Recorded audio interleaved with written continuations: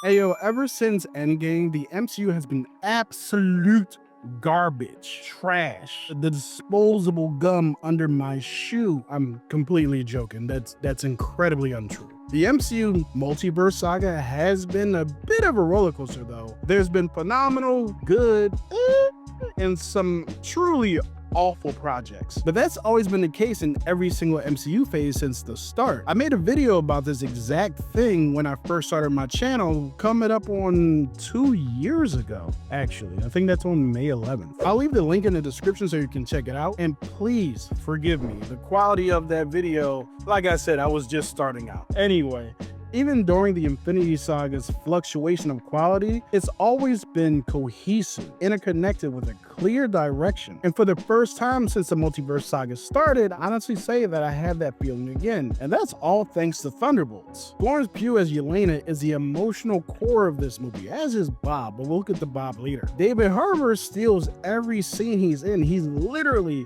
hilarious. And props to him for getting Red Guardian over, because that character could have been cringe from the start, but it's David Harbour. He killed it as Santa Claus in a horror movie. John Walker, or U.S. Agent as you may know him in the comics, is still a bit of a dick, but I warmed up to him. He's a bit of a good dick. I don't know what that means, and I don't want you to keep going. Bucky, or Winter Soldier, doesn't get as much screen time as I expected, but when he is there, he's actually great. And of course he is. He's the old vet of the group. Ghost is actually an unusual but surprisingly useful addition to this team. But I kept wondering, like, why does she care about any of this? Taskmaster plays her part. All the small appearances of Contessa Valentina Allegra de Fontaine finally paid off, in my opinion. Julia Louis-Dreyfus delivered as a corrupt version of Nick Fury. And I'm glad Kevin Feige and the writers and the team over there at Marvel decided to end this Phase 5 with Thunderbolts, because I've always felt it was a mistake not to include an Avengers movie at the end of Phase 4 and 5. Those team-up films help major characters build relationship and made the universe feel a lot more connected. It acted as both a checkpoint in the broader MCU narrative and was an important step in every character's growth. They're also great primers for us to get used to these team dynamics before they get to the major threats of the saga. We also saw how they grew to care for each other, had inside jokes, and formed those teams within teams, like the Science Bros, who almost caused the extinction of the Earth by creating Ultron, or the unfortunate events of Civil War that caused a team to fracture. Thunderbolts pulls off that Avengers-style checkpoint, but in a unique way. It brings together veteran characters like Bucky, or newer secondary characters like Yelena, Red Guardian, U.S. Agent, and Taskmaster. And it pulls in a character I was convinced I was probably never going to see again, like Ghost from Ant-Man and the Wasp. Thunderbolts brings these dysfunctional people together, builds them into a team, and by the end of the movie, elevates them into being viewed as major players going forward, especially in that post-credit scene. No spoilers here. One of the questions I had going into this movie was, how do you make a group of characters who basically kick, punch, and shoot in a universe full of aliens, mutations, magic, and the occasional rogue AI interesting to watch? Thunderbolts resolves this by focusing on who these characters are rather than what they can do. But when the kicking, punching, and shooting does happen, it's incredibly fun to watch. Yelena and Bucky are absolute badasses in their fight scenes, and you had John Walker fumble himself into a W a few times. But it's not the main focus of the film. It reminds me of Mr. Fantastic and how, while his stretching ability is cool and useful, everybody knows what makes that character interesting is his brain and the moral conundrums he causes when he oversteps. So while these characters got mad skills and they can kill you at the drop of a hat, what's really interesting about them is who they are on the inside. Thunderbolts has a heavy focus on themes of mental health, with Yelena and Bob as our avatars. They're both struggling with their purpose in the world, and while the circumstances that cause that mental anguish are very different, I connected with the character struggles of depression and self-worth because that's something I actually deal with myself. And this isn't the first time the MCU has tackled mental health issues. Iron Man 3 is all about Tony's PTSD after the events of the first Avengers film.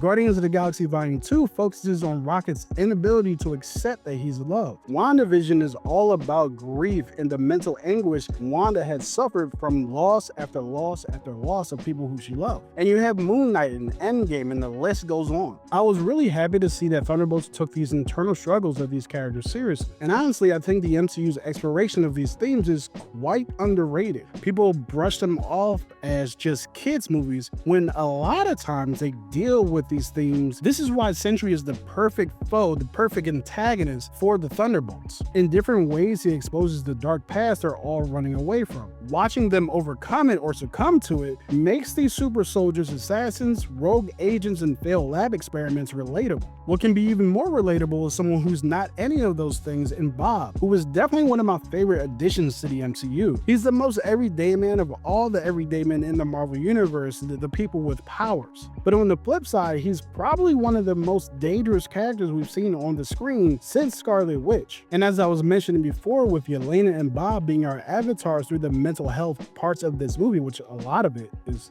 this movie, Bob is actually a representation of how powerful and destructive your depression can be, and also a representation of how the United States government will take someone in any condition and use them as long as it's beneficial to them, and then when they're not beneficial to them, they throw them away. Anyway, that's another story for another day. I really am interested to see how Bob will interact with other characters outside of the Thunderbolts as we move into Avengers Doomsday. It's going to be a really interesting mix, and I hope that Doom doesn't get a hold of him because it could be bad for everybody, but we have no idea how that's going to play out. The one thing that didn't work for me was Sentry's suit. Yes, it's comic book accurate, but I don't know. This might sound weird, but it's the most superhero looking suit of all the uniforms in the MCU, and I don't mean that in a good way. But part of me thinks that was the point. And yes, that's a super nitpick, to be honest. Overall, I really enjoyed Thunderbolts. It honestly gave me hope for the future of the MCU. If we continue down this path of elevating new characters into viable major players who feel interconnected and are moving towards a clear direction, then I have no doubt that this saga that started off shaky can end off with a bang. But that was my experience. Did you enjoy Thunderbolts? And do you have the same increased excitement for the MCU that I do? Let me know down in the comments what you think, and I'll talk to you next time.